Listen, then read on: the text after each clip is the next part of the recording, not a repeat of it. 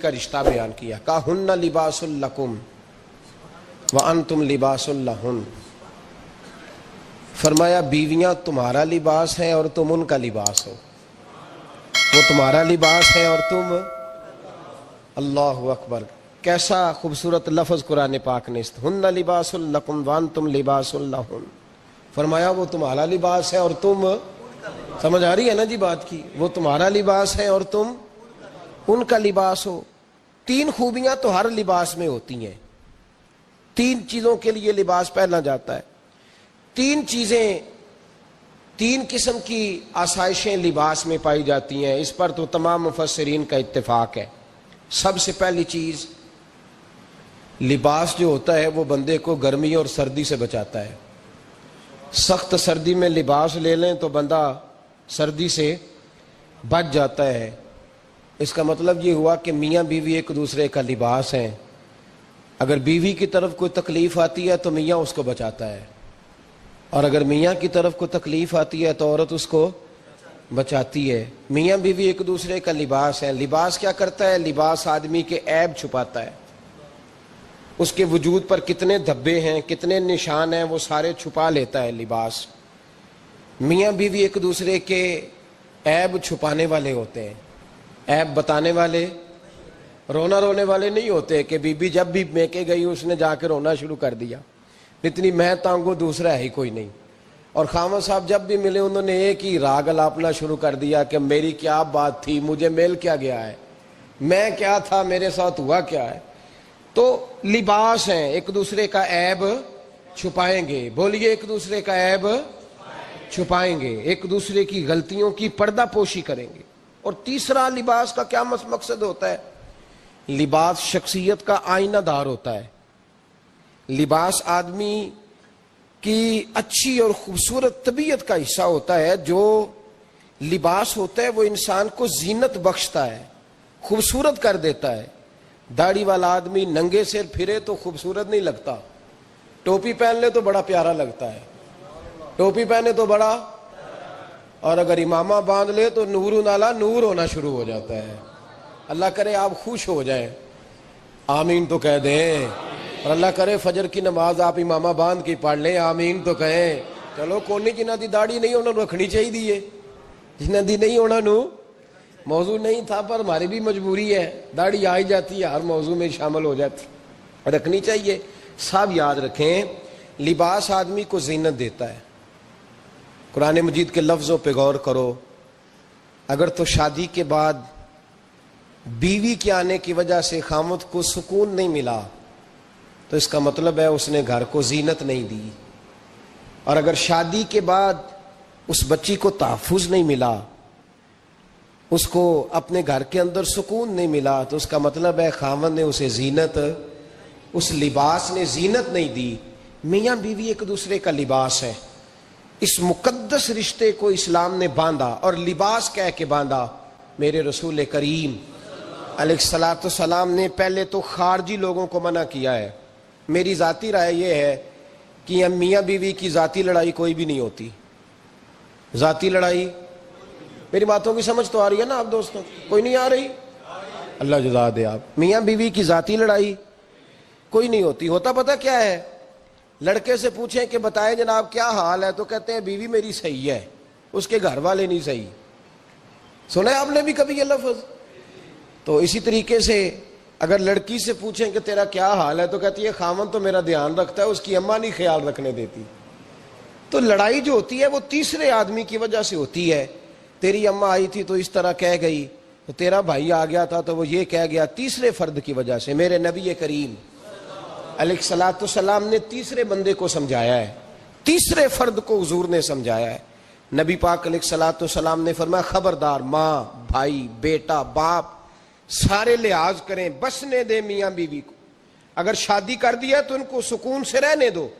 تم دو جملے کہہ کے چلے گئے، کوئی عیب نکال کے جو چھپا ہوا تھا خاوند کی نظر میں وہ نکال کے بتا دیا کہ تیری بیوی یہ کام بھی کرتی ہے، اب تم تو ہٹ گئے وہ بات کہہ کے، اب انہوں نے اکٹھے رہنا ہے، ان کی زندگی مصیبت کا شکار ہو گئی، آزمائش میں آ گئے وہ دونوں، ساری زندگی کڑتے رہے، ایک عیب نکال کے لڑکی کے گھر والے لڑکے کا اسے بتا کے چلے گئے تیرے خامد میں یہ عیب پایا جاتا ہے، وہ ساری زندگی کڑتے رہیں گے، تکلیف میں رہیں گے، انہوں نے تو کٹھے رہنا ہے۔ بتانے والا چلا گیا، میرے رسول کریم صلی اللہ علیہ وسلم فرماتے ہیں لعنتی ہے وہ شخص، لعنتی ہے وہ شخص۔ یا رسول اللہ کون سا؟ فرمایا جو بیوی کو مرد کے خلاف اکساتا ہے اور مرد کو بیوی کے خلاف اکساتا ہے، وہ لعنتی ہے، ملعون ہے، رحمت الہی سے دور ہے وہ شخص۔ انہیں قریب کرنے کی کوشش کر، تو ان کے اندر محبت پیدا کرنے کی کوشش کر۔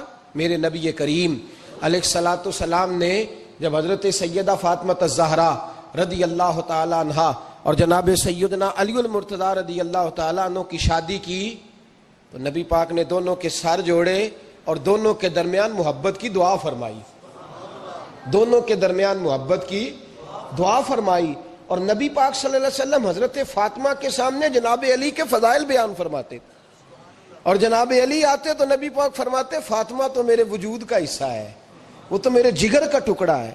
تو ان دونوں کے درمیان الفت پیدا، یہ سب سے پہلے تو خارجی لوگ اس بات کا خیال کریں، سب سے پہلے تو خارجی لوگ خیال کریں، توجہ دیں کہ ان کو بکھرنے سے بچائیں۔ اب میاں بیوی بھی سمجھ لیں کہ ہماری ذمہ داریاں کیا ہیں۔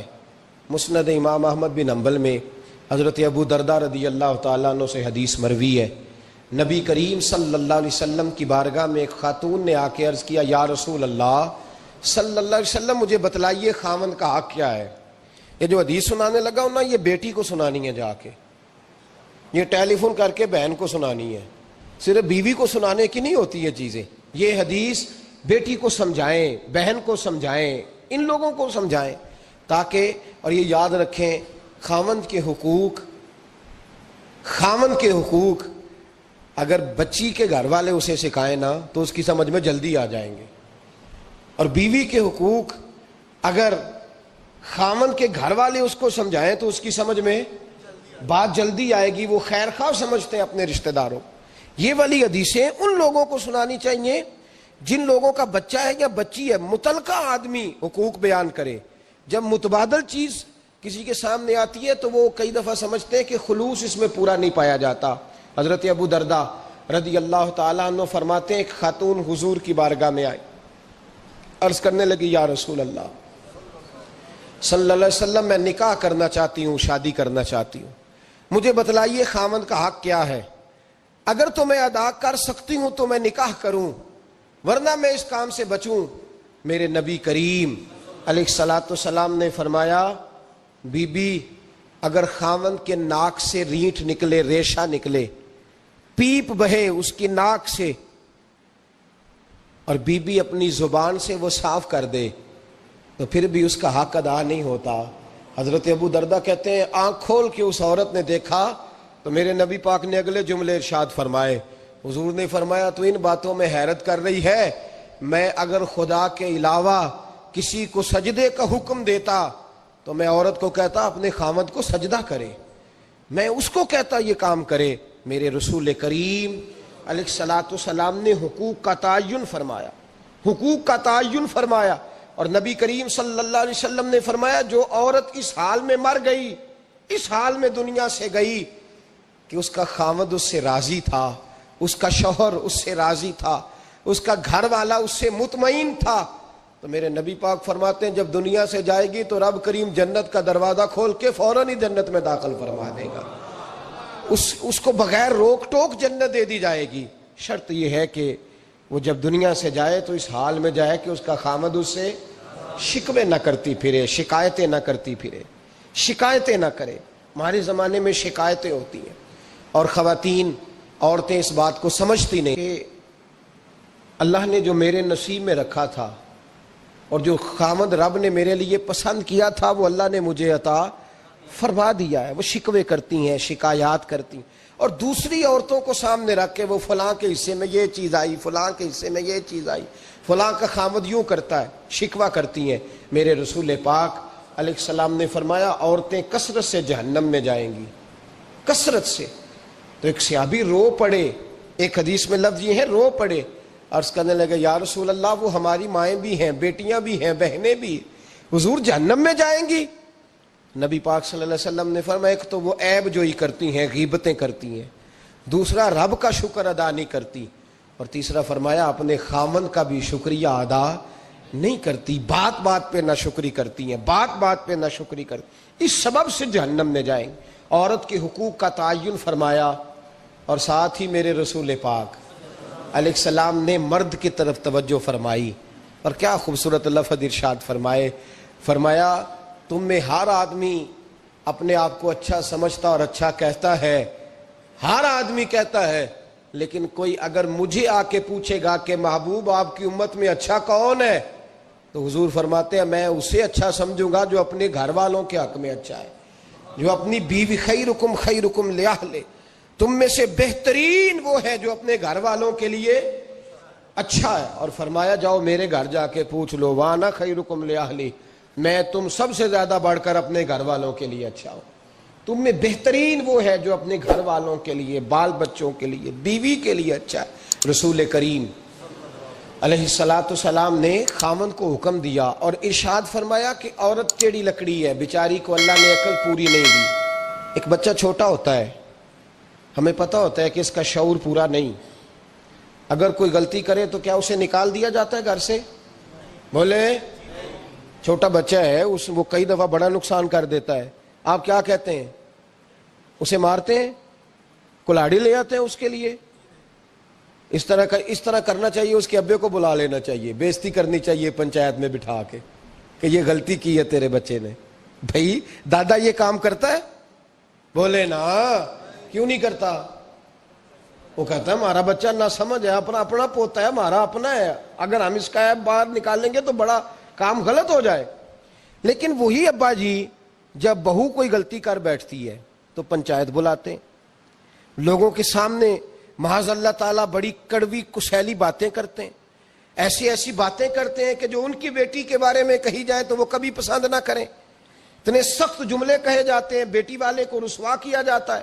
میرے نبی کریم علیہ السلام نے فرمایا یہ ٹیڑھی لکڑی ہے، بیچاری کو اللہ تبارک و تعالیٰ نے اپنی حکمت کے تحت عقل آدی عطا فرمائی ہے، تم اگر چاہو گے سیدھی کرنا تو یہ ٹوٹ جائے گی، سیدھی نہیں ہوگی۔ حضور کیا کریں؟ فرمایا اس کے ساتھ گزارا کرو، اللہ تمہیں اجر عطا فرمائے گا، اس کے ساتھ وقت گزارو، اللہ تمہیں اس کا، یہ ذہن بنانا چاہیے خاوند کو کہ یہ، اور خاوند کی ذمہ داری ہے۔ اعلیٰ حضرت رحمۃ اللہ علیہ نے فتاوی رضویہ کی 24ویں جلد میں بالتفصیل لکھا ہے، آپ فرماتے ہیں خاوند کی ذمہ داری عورت کو کپڑا فراہم کرنا، روٹی فراہم کرنا، رہنے کے لیے گھر دینا، نان نفقے کا خیال کرنا، اور آپ فرماتے ہیں اگر وہ مطالبہ کرے تو ہفتے میں ایک دن اس کے ماں باپ سے ملانے بھی لے جا سکتا ہے، ہفتے میں، جی کوئی نہیں بول دے تسی، ہفتے نہیں، یہ نہیں صحیح لفظ، ہر ہفتے اے سوکھ ہے، کدوں ملان کھڑنا ہے؟ پاویں نہ بولو، گل جڑی سچی ہو تو سچی ہے، ملان کدوں لے جانا ہے؟ اچھا اپنی اماں نو روز ملتا ہے سویرے شام، تے وہ کہندی مینوں بھی اماں نو ملا لیا، تے کہندا روز نہیں جائیدا، تو تم بھی نہ ملا اپنی اماں نو روز بھائی۔ لیکن ہاں اعلیٰ حضرت فرماتے ہیں ہفتے میں ایک دفعہ ماں باپ سے، بولے، بیٹی کا پیار ماں باپ سے زیادہ ہوتا ہے کہ بیٹے کا؟ لو تو سارے انہوں پتا ہے، یعنی تسی گھٹ کر دے ہو نا، تاں بیٹی دا نام لیا جے، صحیح بات کر رہا ہوں؟ تو جس کا پیار زیادہ ہے اس کو روک دیا، کہتے نہیں روز نہیں جائیدہ، سال بعد جائیں، بلکہ ان تے اللہ خیر کرے، اللہ پاک فضل کرے، داماد صاحب کی عزت ہی نہیں نہ ہوتی، اس کو آنکھوں پہ بھی اٹھائے تو کہتے تیرے گھر دے میری عزت نہیں کر دے، پتہ نہیں ان تو عزت بھائیا کیڑی شے دا نام رکھیا ہے، وہ کیڑی ہے جڑی تینوں چاہیے، اللہ ہی بہتر جانتا ہے۔ عزت نہیں کرتے تو لہذا میرا پروٹوکول نہیں، پھول لے کے کھڑے نہیں ہوتے گلی میں، وہ باہر نہیں نکلتے، وہ اشتہار نہیں چھاپتے کہ داماد صاحب آ رہے ہیں، اور ویسے بھی میں کہاں جاؤں، مطلب یہ کہ چپس بھی نہیں ہے، انہوں نے سنگ مرمر بھی نہیں لگوایا ہوا، تو میں کیسے جاؤں، میری شان کے خلاف۔ اعلیٰ حضرت فرماتے ہیں ہر ہفتے وہ بیٹی جو ہے، تو بیٹیاں ہوتی ہیں، یہ تو اس دن پتہ چلتا ہے نا جب اپنی بیٹی بندہ ڈولی میں ڈالتا ہے، پھر پتہ چلتا ہے کہ دل کرتا ہے ہر ہفتے اس کو ملنے کو، دل کرتا ہے کہ وہ آئے، چہرہ دکھائے، ایک دفعہ مل جائے، ہر ہفتے اس کو ملوانے لے کے جائے، اس کی غلطیاں معاف کرے، اس کے عیبوں پہ پردہ ڈالے، اس کی کوتاہیوں کا خیال کرے، اس سے درگزر کرے۔ میرے نبی کریم صلی اللہ علیہ وسلم نے فرمایا میں اپنی امت کو حکم دیتا ہوں کہ اپنی بیوی سے بغض نہ پالنا، بغض نہ پیدا کرنا، کوئی غلطی کرے تو بغض نہ پیدا کرنا، بغض نہ رکھ لینا سینے میں کہ تو ہے ہی ایسی، تو ہے ہی، بغض نہ پالنا۔ اور کیا خوبصورت لفظ ہیں حضرت خدیجہ الکبریٰ کے سرتاج کے، اور کیا لفظ ہیں جناب سیدہ آمنہ کے لال کے۔ میرے نبی پاک فرمانے لگے اگر تمہیں اپنی بیوی کی کوئی عادت ناپسند ہے تو غور کر لو، ڈھونڈ لو، اس میں ایسی بھی عادت تمہیں ضرور مل جائے گی جو تمہیں بڑی پسند ہوگی۔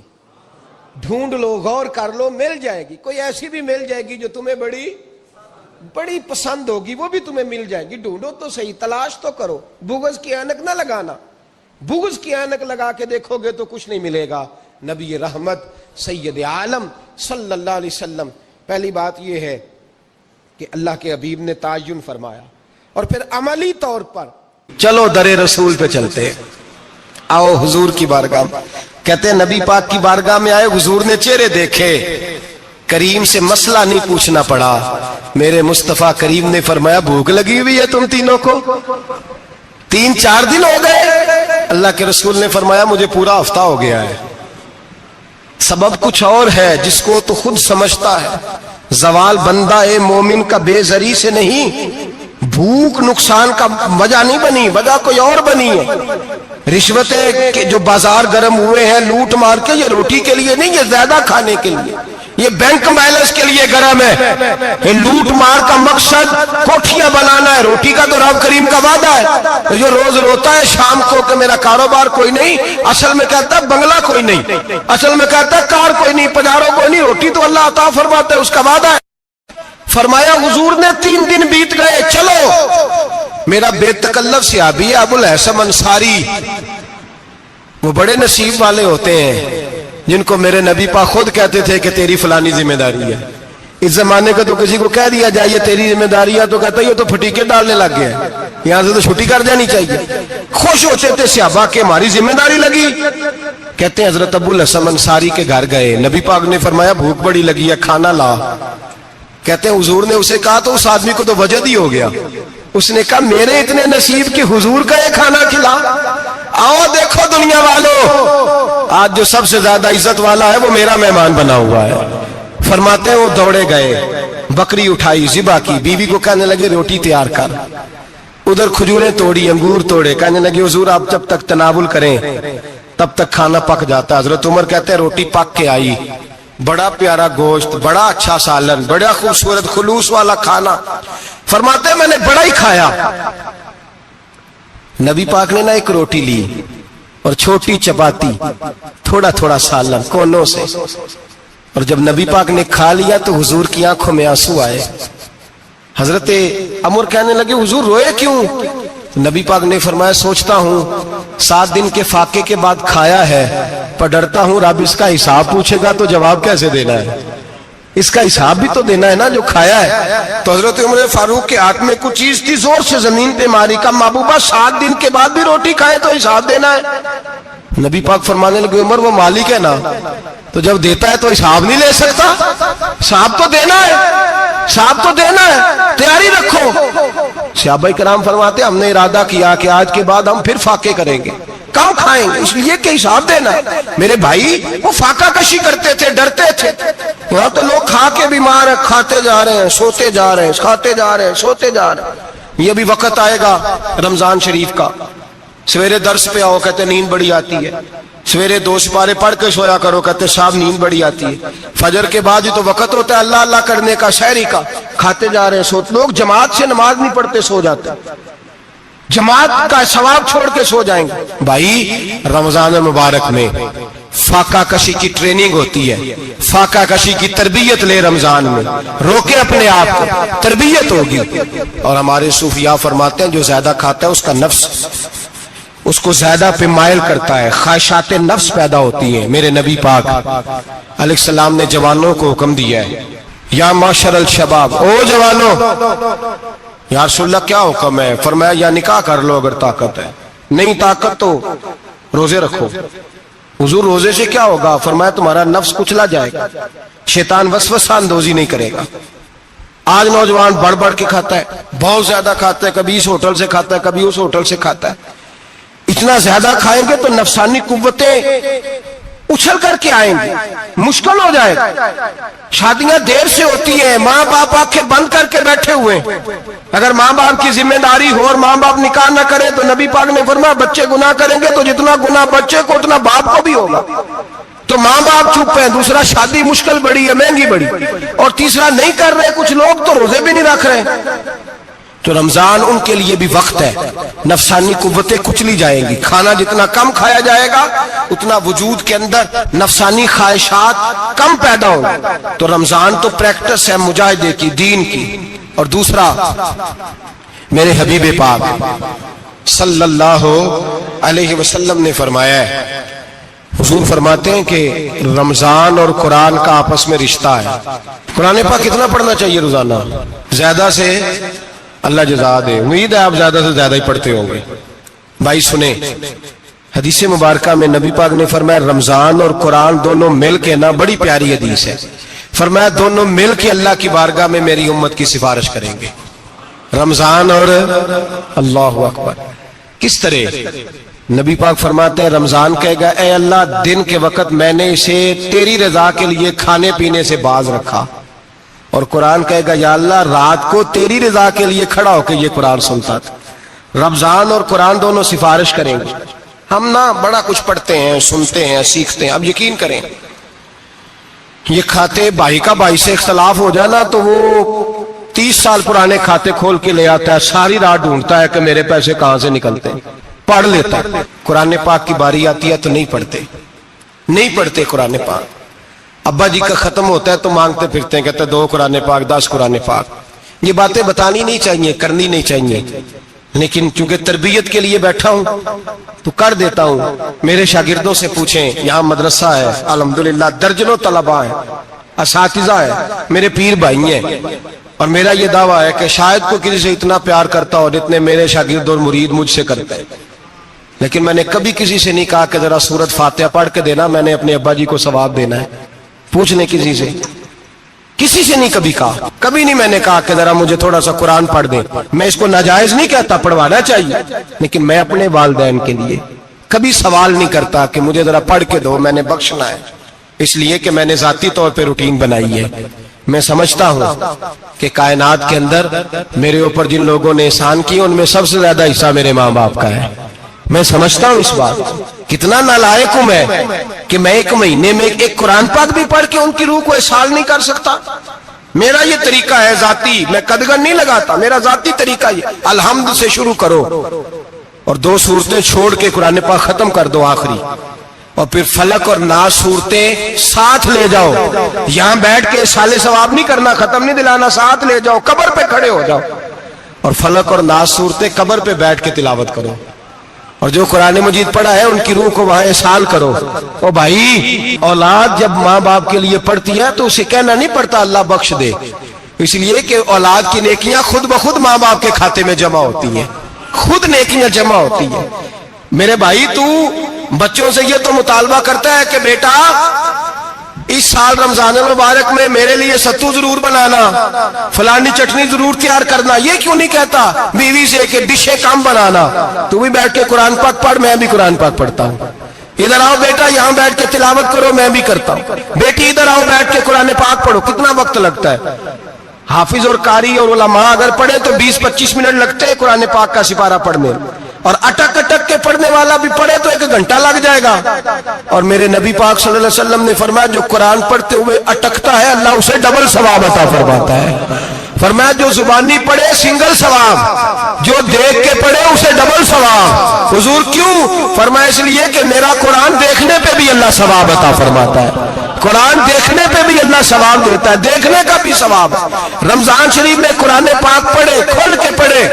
اور میرے بھائی اگر تیرا بچہ پڑھے، اگر تیری بیٹی پڑھے، کائنات کا خوش نصیب باپ وہ ہے کہ بیٹا قرآن پڑھے، چاہے ناظرہ ہی پڑھے، جس کی بیٹی پڑھے۔ زندگی میں انہیں اس کام پہ لگا جاؤ، مرنے کے بعد بھی پڑھیں گے۔ امام جلال الدین سیوطی شافعی رحمت اللہ علیہ فرماتے حضرت عیسیٰ قبر کے پاس سے گزرے، قبر پہ عذاب ہو رہا تھا، اللہ کا غضب برس رہا تھا، جناب عیسیٰ استغفار پڑھتے ڈرتے گزر گئے، थोड़ी देर के बाद, चंद घंटों के बाद गुजरे तो उसी कब्र पे फूल खिले हुए थे, रहमत बरस रही थी। हजरत ईसा अलैहिस्सलाम अर्ज करने लगे, मौला तू बेनियाज है, मेरी ताकत नहीं तेरे कामों में बोलने की, पर अभी तो यहाँ अज़ाब हो रहा था, अभी रहमत बरस रही है। जनाब ईसा कहते हैं आवाज़े खुदाबंदी आई, ईसा बंदा बड़ा गुनहगार था, पापी था, मुजरम था, खताकार था, लेकिन जब इसका इंतकाल हुआ, इसकी बीवी हामला थी, उसके पेट में बच्चा था,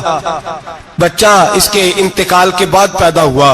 आज वो 4-4.5 साल का हुआ है, मकतब में गया है, मदरसा में गया है, उस्ताद ने बिस्मिल्लाह शरीफ पढ़ाई है, फरमाया उसने तोतली जुबान से कहा है बिस्मिल्लाहिर्रहमानिर्रहीम का, ऐसा मुझे बतला इस जमीन पर वो मासूम जिसे अभी रहमान और रहीम कहना नहीं आता, वो तोतली जुबान से मुझे रहमान और रहीम कहे और मैं उसी जमीन पे उसके बाप को अजाब दूं। फरमाया उसने एक बार रहमान और रहीम कहा है, मैंने उसकी बाप की कब्र को नूर से मामूर फरमा दिया है, नूर से भर दी है कब्र, बरकत से भर दी है। अल्लाह करे मेरे बेटे भी कुरान पढ़े, अल्लाह करे मेरी बेटियां भी कुरान पढ़े, अल्लाह करे हम सब की औलादे कुरान पाक पढ़े। देखे ना, इमाम आजम अबू हनीफा रमजान में 61 कुरान पाक पढ़ते थे।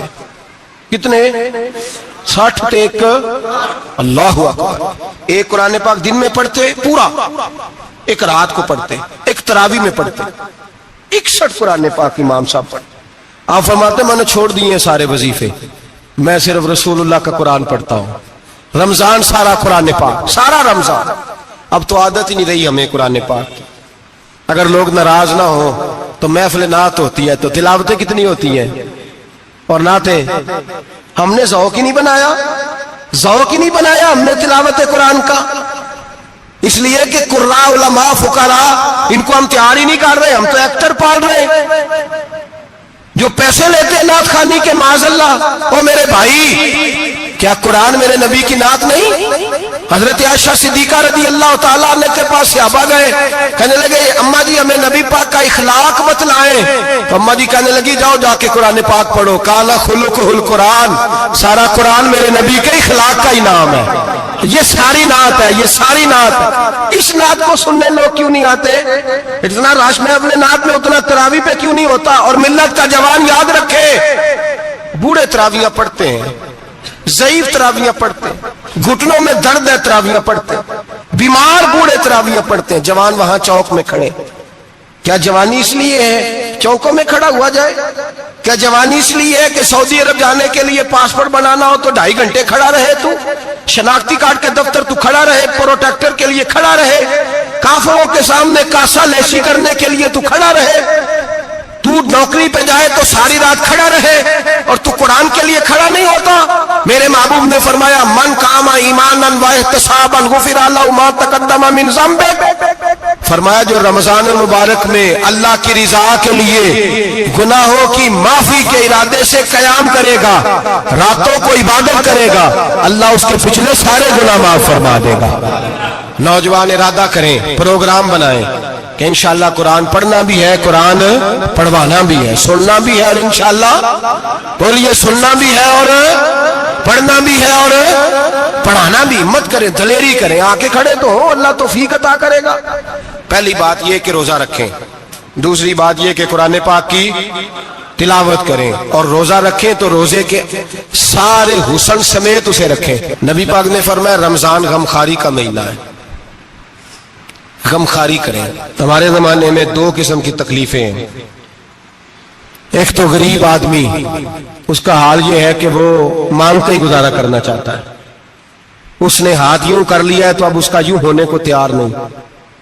जरूरत अगर किसी आदमी को किसी दरवाजे पे ले जाती है तो बुरा नहीं, लेकिन सवाल का अपने ऊपर दरवाजा खोल लेना ये ठीक नहीं। फाका कशी पैदा करें, हौसला पैदा करें, थोड़े पे गुजारा करना सीखें। गरीबों को भी इजाजत नहीं कि वो निकल खड़े हो मैदान में मांगने के लिए। टोलियां निकलती हैं रमजान में, जत्थे निकलते हैं खैरात इकट्ठी करने वाले। बचें। मेरे नबी पाक सल्लल्लाहु अलैहि वसल्लम ने फरमाया जिसने बगैर जरूरत के सवाल किया, जब कयामत के दिन आएगा तो उसके चेहरे के ऊपर गोश्त नहीं होगा, सिर्फ ढांचा ही होगा। اتنی بھیانک صورت میں آئے، بغیر اشد ضرورت کے سوال نہ کر، کبھی سوال نہ کر۔ اور امیروں سے گزارش ہے کہ رمضان ہمدردی کا مہینہ ہے، ہمدردی کریں تو سامنے والے کی عزت کا بھی خیال کریں۔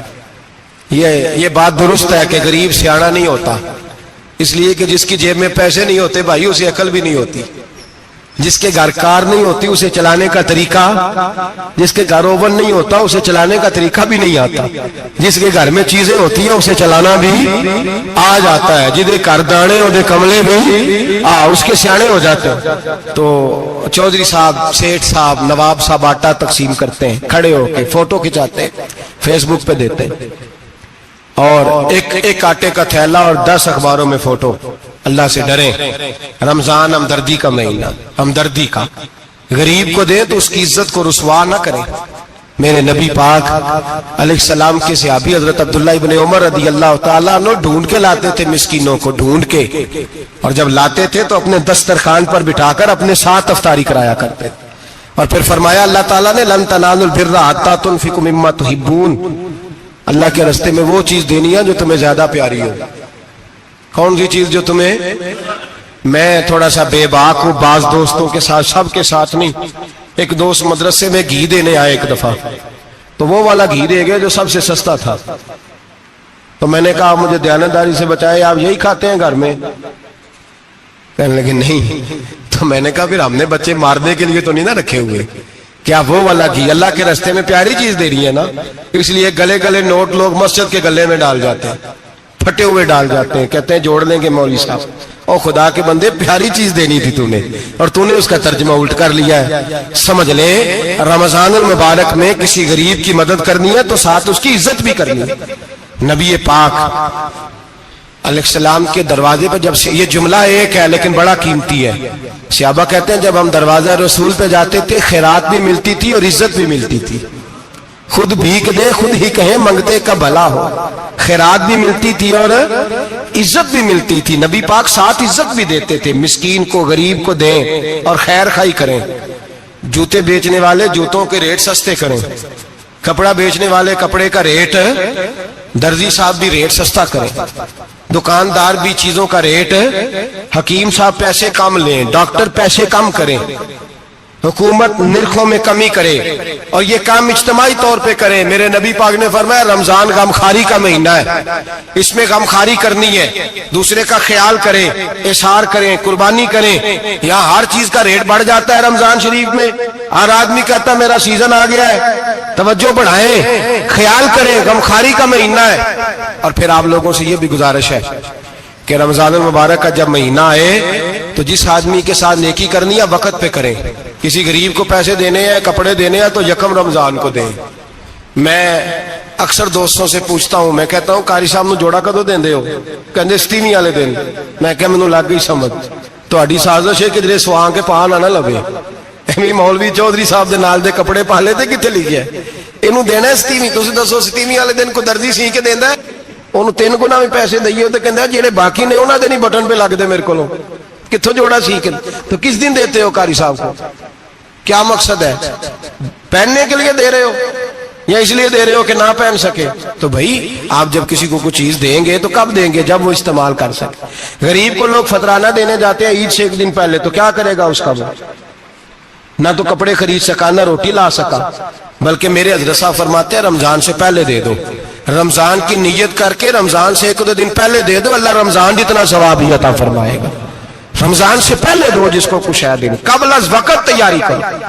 اور میرے قبلہ حضرت صاحب فرمایا کرتے اپنے کپڑے بعد میں، غریب کے بچوں کے کپڑے پہلے، اپنے گھر کی ضروریات بعد میں، غریبوں کی ضروریات، اس لیے کہ اللہ پاک نے ان کا رزق بھی ہمارے گھر بھیج دیا ہے۔ ہماری ڈیوٹی لگائی ہے کہ تم نے بانٹنا، بانٹنے والے بنو، اور یہ ذہن بنائے کہ پتہ نہیں کس کا حصہ تھا جو اللہ نے میرے گھر بھیجا، یہ ذہن بنا کے بانٹ۔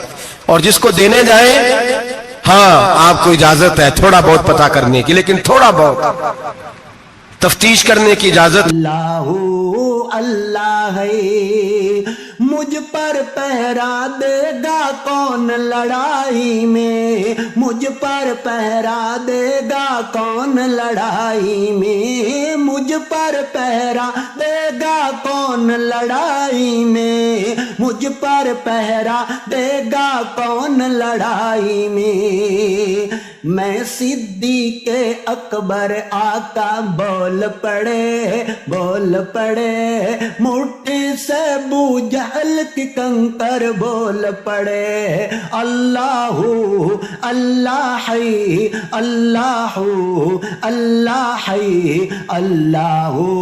مال کی کھال اتارنے کی اجازت ہے؟ میں نے دیکھا ہے لوگ غریبوں کا انٹرویو لیتے ہیں، تیرا تو فلانا کمانے والا نہیں، تیرا تو فلاں بچہ، او بھائی بہت سارے غریب ایسے ہیں، بڑے ہیں جو کمانے کی کوشش کرتے ہیں لیکن ان کا سبب نہیں بنتا۔ ہاں ہے ایسے لوگ جو سعودی عرب چلے گئے ہیں، کہتے ہیں تیرا تو فلاں باہر نہیں گیا، ہے گیا ہے، لیکن سارے سعودی عرب جانے والے بھی مال کمانے کی طاقت نہیں رکھتے، کئی وہاں بھی بیٹھ کے بیچارے قرضوں میں الجھے ہوئے ہیں، وہاں والوں کے ظلم کا شکار ہے، بہت ساری آزمائشوں میں تو تفتیش کرتا ہے۔ میرے امام شافعی کا ایک جملہ اگر آپ کو یاد رہ گیا تو بات بن جائے گی۔ امام شافعی رحمت اللہ، بلکہ حضرت غوث اعظم جیلانی کے پاس وہ بات آپ کو زیادہ فائدہ دے گی۔ حضرت غوث اعظم جیلانی کو ان کا ایک مرید سمجھانے لگ گیا، کہنے لگا حضرت جی آپ سب کو دیتے رہتے ہیں، ہر بندہ مستحق نہیں ہوتا، ذرا ٹٹول کے دیا کریں۔ تو غوث اعظم جیلانی فرمانے لگے بھائی مجھے تو لگتا ہے تو بھی ان چیزوں کا مستحق نہیں تھا جو اللہ نے تجھے عطا کر دی ہے، پہلے تو بتا تو مستحق تھا، تجھے اپنی حیثیت اوقات کا پتہ ہے جو اللہ نے تجھے دے دی ہے، طاقت تھی، کوالٹی تھی، تیرے اندر وہ صلاحیت تھی، رب نے تو نہیں تیری تفتیش کی کہ تو قابل ہے کہ نہیں، تو اللہ کے بندوں کی تفتیش کرتا پڑتا ہے۔ امام شافعی فرمایا کرتے، امام شافعی فرماتے رب تجھے پرکھ کے نہیں دیتا، ٹٹول کے نہیں دیتا، رسوا کر کے نہیں دیتا، تو غریبوں کے ساتھ یہ سارا ظلم کیوں کرتا ہے؟ بس پتہ چل گیا وہ ضرورت مند ہے تو دے، اس لیے کہ اجر تجھے غریب نے نہیں دینا، اجر اللہ نے دینا ہے، اور اللہ اجر عمل پہ نہیں دیتا، اللہ تو نیت پہ اجر عطا فرماتا ہے۔ تو نیت دیکھ تیری کس طرح کی، تو میرے بھائی غریب کو دیں قبل از وقت دیں۔ رمضان مبارک میں چوتھا کام، بات آخری اور چوتھا کام سنیں، رمضان میں دین سیکھیں۔ شیطان قید ہوتا ہے زیادہ سے زیادہ، اور جب آدمیوں کا پیٹ خالی ہوتا ہے نا تو ذہن جو ہوتا ہے نا وہ بھی اس کا فریش ہوتا ہے، اس میں کوشش کریں دین سیکھنے کی۔ میرے نبی کریم صلی اللہ علیہ وسلم نے اس دین کو علم کا دین قرار دیا ہے، شعور کا دین قرار دیا ہے، فہم کا دین قرار دیا۔ نبی پاک صلی اللہ علیہ وسلم نے فرمایا ایک عبادت کرنے والا عشاء کے بعد کھڑا ہو اور فجر تک نماز پڑھتا رہے، ایک عالم دین عشاء پڑھ کے سو جائے اٹھ کے فجر پڑھ لے تو وہ 70 عبادت کرنے والوں کا درجہ زیادہ نہیں، عالم کا درجہ پھر بھی زیادہ ہے، اس عالم دین کا درجہ زیادہ ہے، اس لیے کہ وہ لوگوں کو آگاہی دیتا ہے، شعور بخشتا ہے۔ یہ دین جو ہے یہ، اور نبی پاک صلی اللہ علیہ وسلم نے فرمایا عبادت کرنے والے پر عالم کا درجہ اتنا ہی زیادہ ہے جتنا میرا درجہ اپنے غلاموں پر زیادہ ہے۔ عالم کو حضور نے اتنا بڑا مقام دیا، دین سیکھیں، شعور حاصل کریں، یہ فقاہت کا دین ہے، شعور حاصل کرنے کا دین ہے۔ اور نبی پاک صلی اللہ علیہ وسلم نے فرمایا دین کی ایک بات سیکھ لینا 1000 نفل پڑھنے سے زیادہ درجہ رکھتی ہے، دین کی ایک بات سیکھ لینا 1000 جنازے میں شرکت سے زیادہ درجہ رکھتی، دین کی ایک بات سیکھ لینا، میرے نبی پاک صلی اللہ تعالی علیہ وسلم ارشاد فرماتے 1000 مریض کی عیادت کرنے سے زیادہ درجہ رکھتی۔ فرمایا جس نے رات کے ایک لمحے میں دین کی ایک بات سیکھی اللہ اسے ساری رات عبادت کرنے سے زیادہ ثواب عطا فرمائے گا۔ میرے ایسا فرمایا کرتے جب سیکھنے والے کو یہ ثواب ملے گا تو بتائیے سکھانے والے کو کتنا ثواب ملے، اسے اللہ کتنا درد۔ رمضان آ رہا ہے، شیطان قید ہے، دین پھیلانے کی کوشش کریں، جد و جہد کریں۔ بڑی نیند آتی ہے فجر پڑھ کے، لیکن اگر کسی کا ارادہ بن جائے کہ دین سیکھنا بھی ہے اور دین بچوں کو، تو پھر کوئی نیند غلبہ۔ ایک مثال ایک عالم نے سمجھائی، کوئی بزرگ تھے درویش عالم، ان کے پاس ایک عورت آئی، کہنے لگی میں بچوں کو سویرے بڑا جگاتی ہوں، بچے جاگتے نہیں نماز کے لیے، بڑا عجیب جواب دیا بزرگوں نے، درویش نے، عالم نے. کہنے لگے بی بی کیوں نہیں جاگتے؟ جگایا کر، بیدار کیا کر، اٹھایا کر. کہنے لگی بڑی جدوجہد کرتی ہوں، اٹھتے نہیں، بیدار نہیں ہوتے. اللہ والے تھے نا. کہنے لگے یہ بتا اگر اس کمرے میں آگ لگ جائے تو پھر بچوں کو کیسے بیدار کرے گی؟ آگ سے بچانے کے لیے کیا کرے گی؟ پھر تو بالوں سے پکڑ بھی گھسیٹنا پڑا تو گھسیٹ کے کمرے سے لاؤں گی. پھر تو چوٹیں لگتی ہیں تو لگ جائے، پھر میں پرواہ نہیں کروں گی. آپ فرمانے لگے یوں سمجھ لے جہنم کی آگ جل رہی ہے، اگر تیرے بچے نے نماز نہ پڑھی تو آگ لگ جائے گی، اگر اس نے عبادت نہ کی تو اسے آگ. اب جیسے بھی تجھے اٹھانا پڑتا ہے اٹھا گھسیٹ کے باہر لا، لیکن اس کی نماز قضا. نیند بڑی آ رہی ہے سویرے، لیکن اگر دین نہ سیکھا تو مشکل ہو جائے. جیسے بھی اپنے آپ کو جگانا چاہیے، ہمت کرنی چاہیے، دلیری کرنی چاہیے. ہمیشہ مدحت خیر الانام میں گزرے. دعا